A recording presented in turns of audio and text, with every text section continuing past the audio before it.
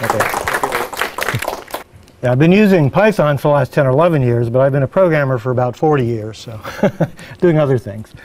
So today's talk is, like Lou said, is a sort of a continuation of yesterday's talk in the sense that it's going to be another facets-based presentation. And this talk is on a shell which is an interactive Python shell, but has a few twists. First, that it's object-based, not text-based. Most of the Python shells I've used tend to be just presenting text.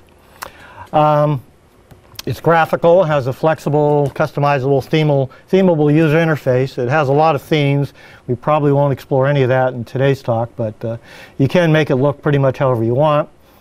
And then it introduces and uses a level of detail model, which is a way of dealing with high volumes of information. We'll see more of that later. And unlike a lot of shells, the input's not restricted to single lines of Python code. Anything from a simple expression all the way up to an entire module can be entered at one time. Also, it's not a standalone tool. It's designed to be used as a component, although it supports being run as a standalone tool if you want. I mean, if you just want to run it from the shell, you can do that. But it can be embedded within applications, which can be handy. It also has a flexible history model where items can be copied, re-edited, re-executed with a single mouse click. Items can be expanded and collapsed. We'll see that. They can be reordered, moved around in the list if you want. And they can be hidden temporarily or deleted permanently.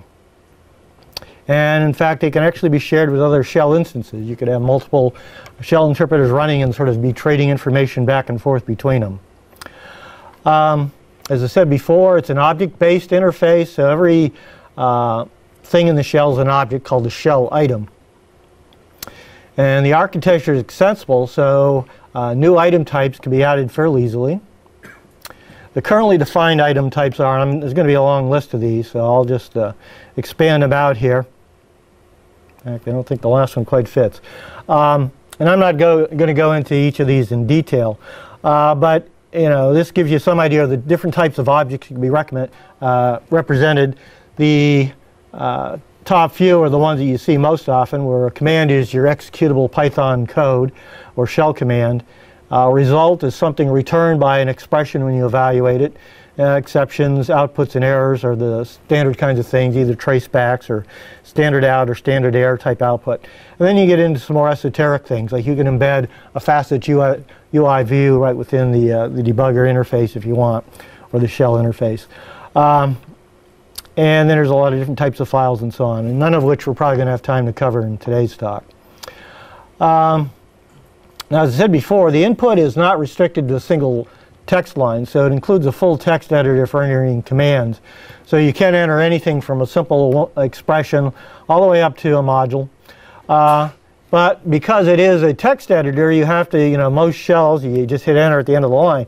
And this one you have to hit control enter to execute some code, and that's simply because enter will, you know, insert a new line into the editor. So it seems to be easier to have that functionality rather than override the execute or leave the execute to be the enter key.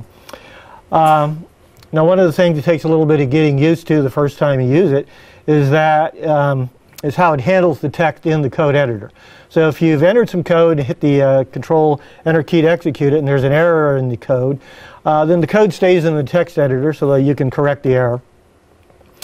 But if the code is valid and you hit enter, then the code becomes a new command item. So it's moved out of the text editor, and the text editor is cleared and making room for your next command, but the command itself is moved up into a command item, which is in your shell history. So any command history item you've already seen can be copied back into the text editor by simply right-clicking on it. You normally enter Python code, obviously, into the shell to execute, but you can also enter shell commands as well. So a shell command performs some type of shell-specific action. Okay? And these commands can be intermixed with Python code in the same request. So it's not just a matter of entering some Python code or a shell command. You can enter both.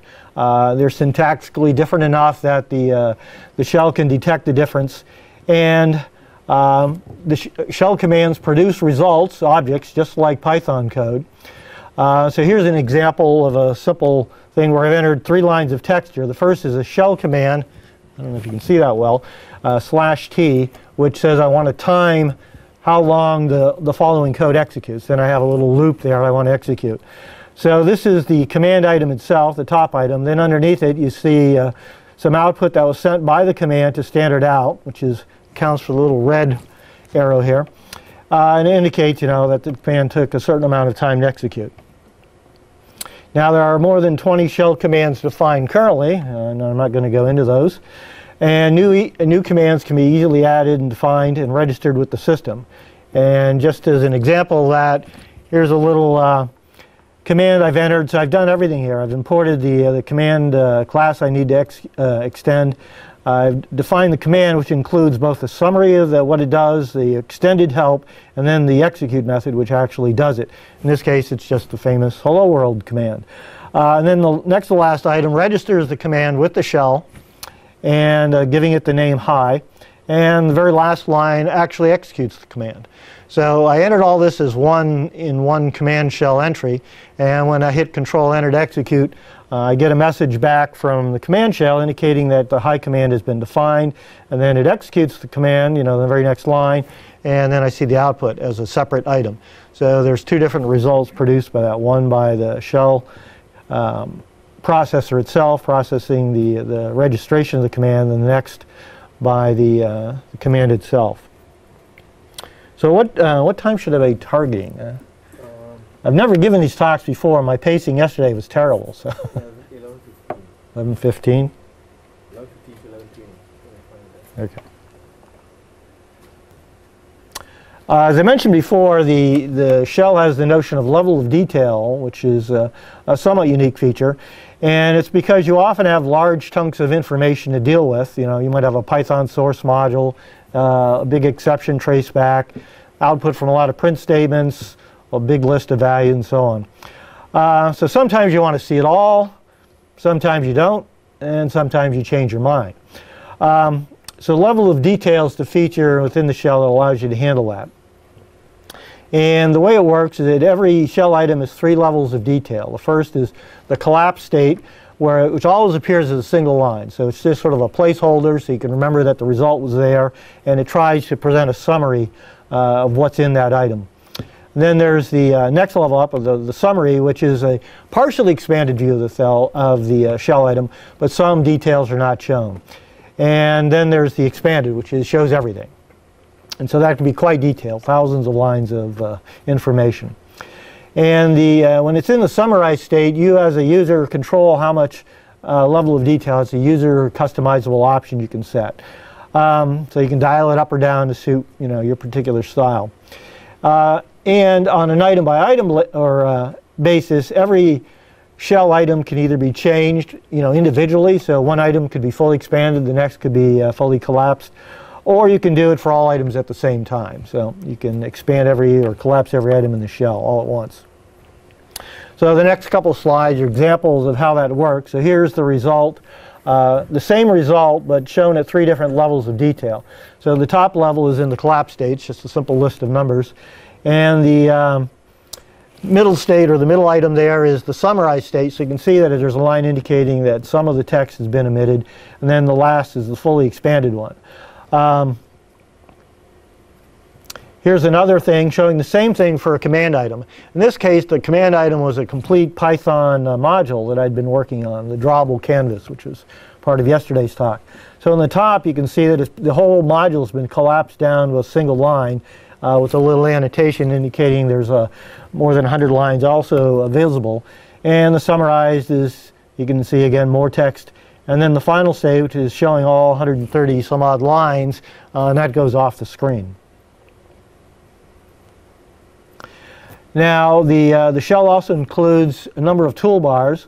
So there's one toolbar that appears at the top of the display, and we'll see it later. I'm not getting into a demo yet. And that allows you to sort of filter things by category. So the typical categories that you deal with most often show up as icons. So you can click any of those icons to toggle all of those items within the shell history on or off. There's also a filter bar on the right where you can just type in some text, and only items that contain that text somewhere will be shown. So you can use that to sort of quickly wade through a lot of work filtering out in various ways. I guess I've already explained that. Another toolbar, which appears at the bottom of the thing, is useful for various actions that it provides on the shell. For example, the icon that appears on the very left there, the little question mark icon, can be very handy if you're using it, to debug some sort of a UI application. Because what you can do is you can drag that icon and drop it on any facets view, and then it'll show you all types of different information about the view, the object, the controls that were implementing that particular view. So it's very handy for sort of diving into your code and seeing what's going on there. In fact, we can try that out right now. So I'm going to go up to the top here, and this is the general dock window menu, and then there's a display option, which I get because I turned on facets debugging, and one of the options is just to display a VIP shell window. So here's a bunch of stuff where I'd, let me clear this out. There we go. So what I'm going to do is illustrate how we can do that. So I'm going to drag this icon over here and drop it on the presentation view. So you can see I've set it up so in this particular case it's going to give me 3 different types of information.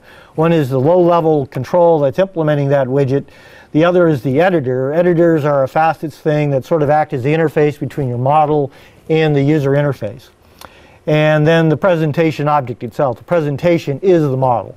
Okay, so if we expand that out, so right now it's in the collapse state, so I'm going to expand out the level of detail there. And you can see that it's showing me all the facets that are contained within that, and I can see various information about that. All right. And both of the toolbars that we looked at can be toggled on or off. There's also, every shell item itself has its own set of context-sensitive toolbars. So here's an example of an item where there's, the 3 toolbars are located at the left, middle, and right of each object. And the way it works is there's a little, when the mouse is pointer, maybe I should figure out how to use this thing, huh?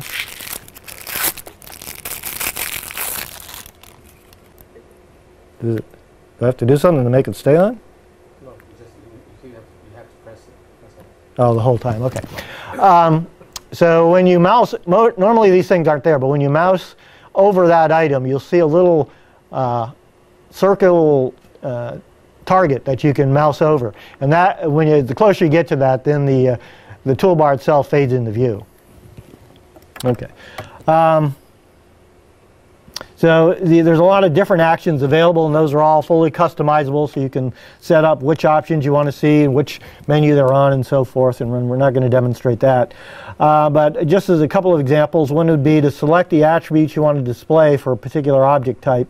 So for example, the one here in the end allows me to do that, where I can customize. We were just looking in the previous slide on a presentation object, and that had 6 or 7 attributes. Sometimes you have objects with 50 attributes. Well, you can use that icon to go in and say, I don't really need to see all these. The ones that I'm interested in this application are just these 5. And you can filter those out. So every time you display one of those objects, just those 5 items will be displayed and in the order that you want to see them. So that's an example of one of the actions. And in fact, I displayed that here. So this was the same one I took from the presentation object. So you can use the that little widget there to sort of filter out which items you want to see. So you can, for example, just grab, if you want to get rid of a bunch of things, I can just click here and drag down, and all those things will disappear. They'll still be visible in the tool. They'll just be grayed out, and they'll disappear from any active presentation of that within the shell.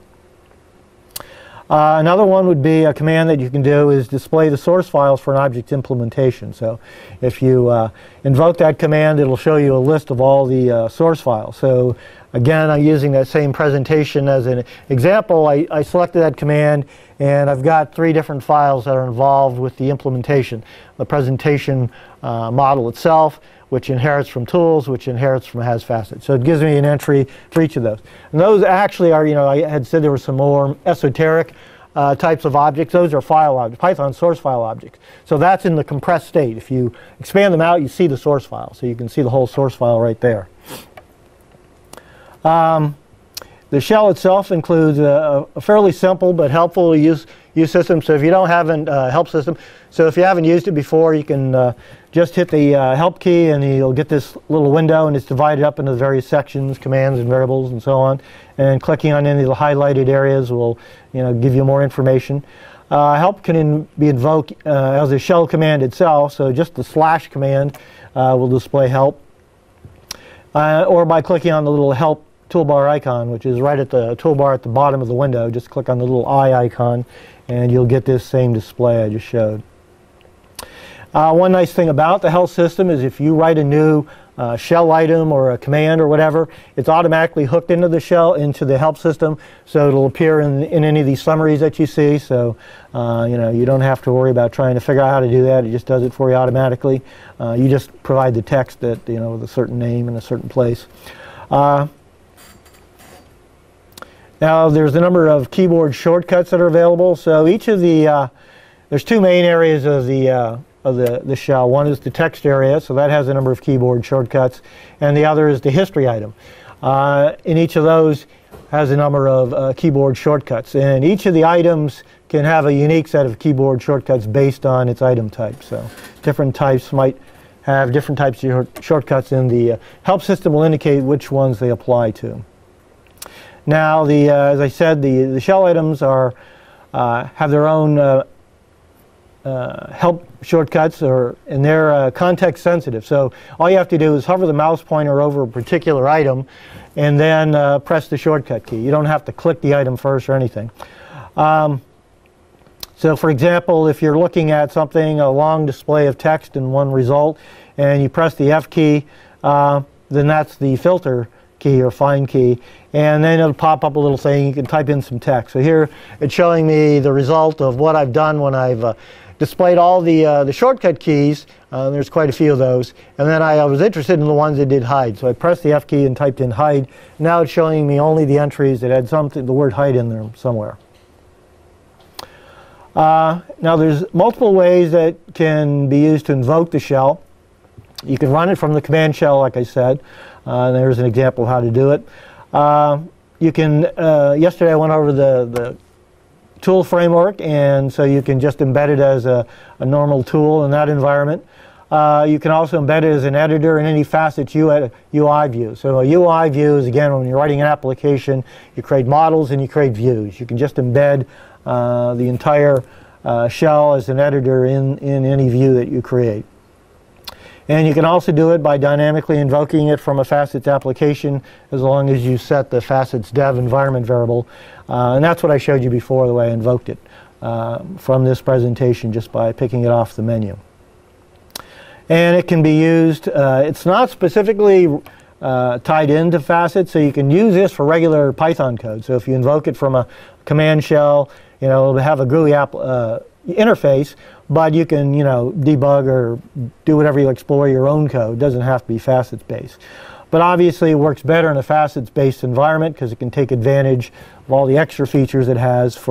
It knows about objects that have facets and how to do the introspection and make use of those. Here's an example of how to embed the shell in a UI view.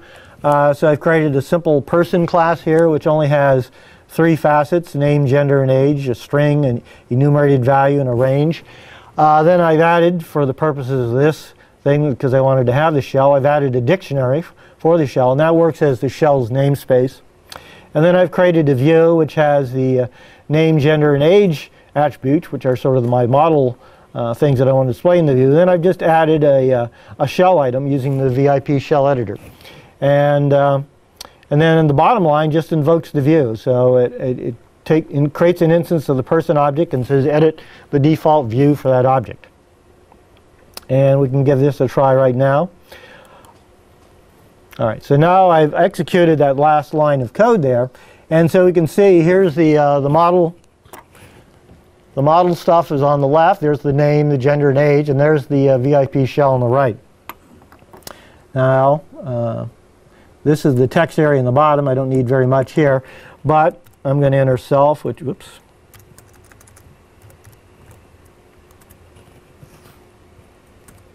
There we go. And so there's a result item that contains all the values in the self object, which is the model. Notice that we're not seeing the self value itself, which is part of it, because I've already previously filtered it out using this the view toolbar. And so I can go in and I can start running, the application. So you notice as I type in here, the object updates here, so I can see what the current value is. I can also do the same thing down here. So for example, I can modify the object age to be 1. So it updates the view. Again, that's part of the reactive nature of the Facets programming environment. And it's updated the view as well. And just as a freebie, since I did talk about animation yesterday, I'm going to try and animate this thing. So I'm going to say I want to animate the animate facet, and I want to animate the age facet, and I want it to run over a period of 5 seconds, and I want to go over up to its maximum value of 120. Okay, get rid of that one. So you can see that it animated both here and here, and now let me see if I can. I want to do the same thing. I accidentally deleted the wrong one there. So I'm going to do the same thing, except this time I'm going to animate it down to 0.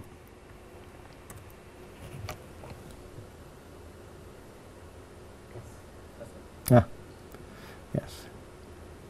I can just barely see the screen myself here. Very good. Okay, good. Anyway, so you can see the animation. If I go back here, I can just re-execute a command by re-clicking on it, so I can redo that. Anyhow.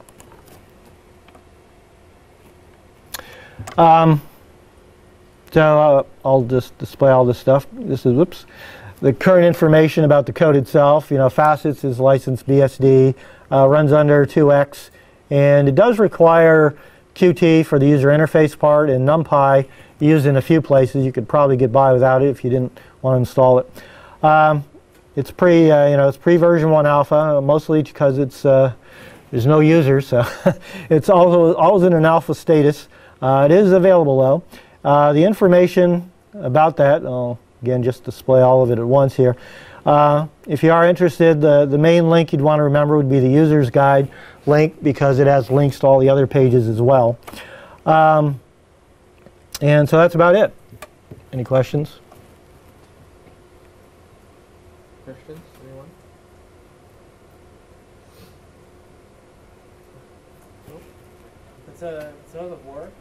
How long have you been developing it? Developing which particular thing? Facets, the whole thing. I didn't attend the first time. Well, Facets is over 10 years old. It originally went under a different name when I worked for a different company.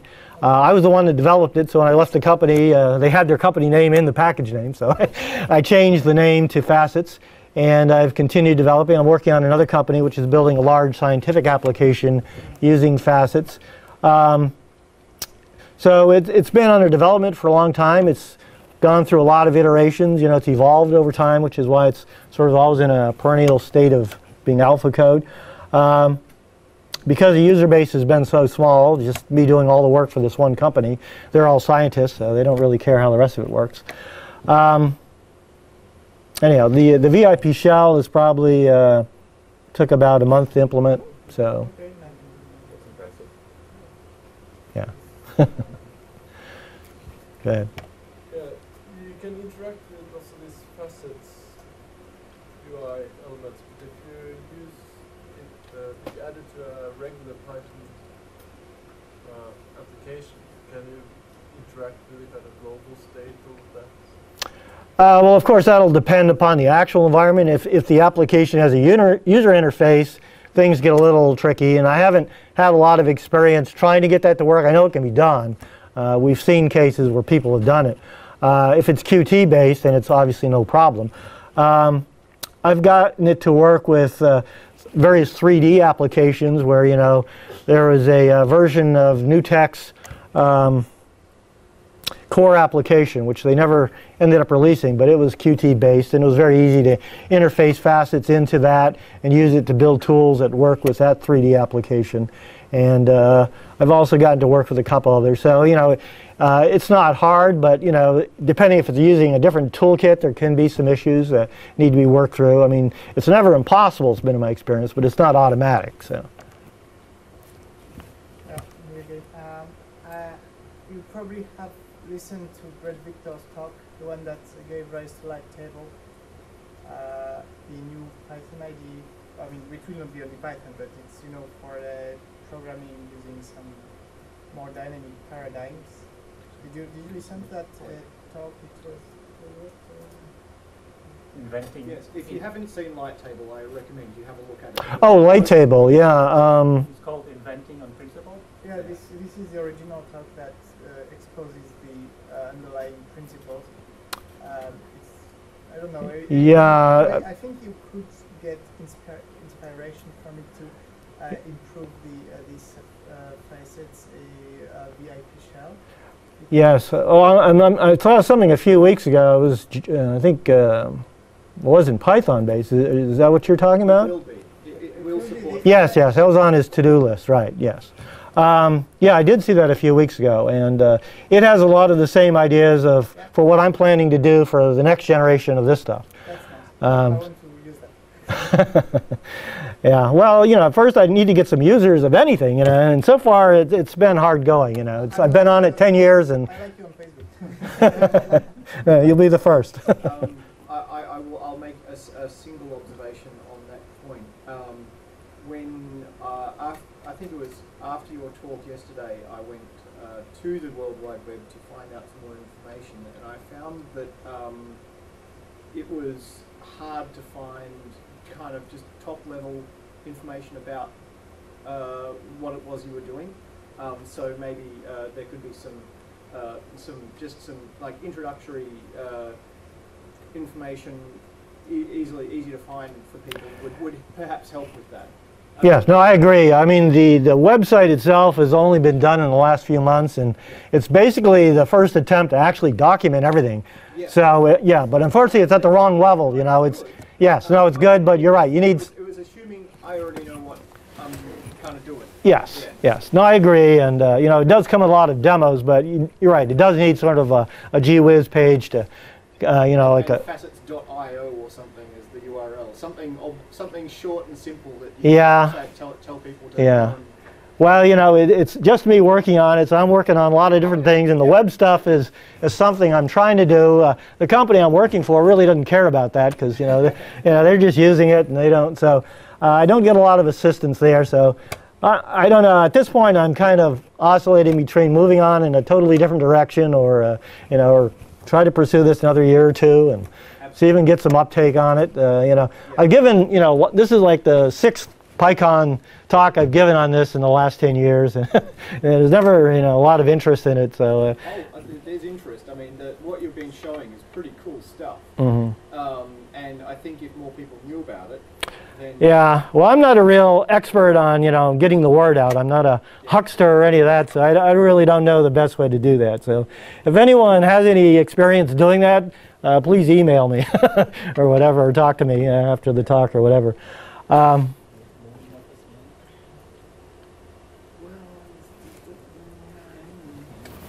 right. So shall we put our hands together and thank David for his Okay.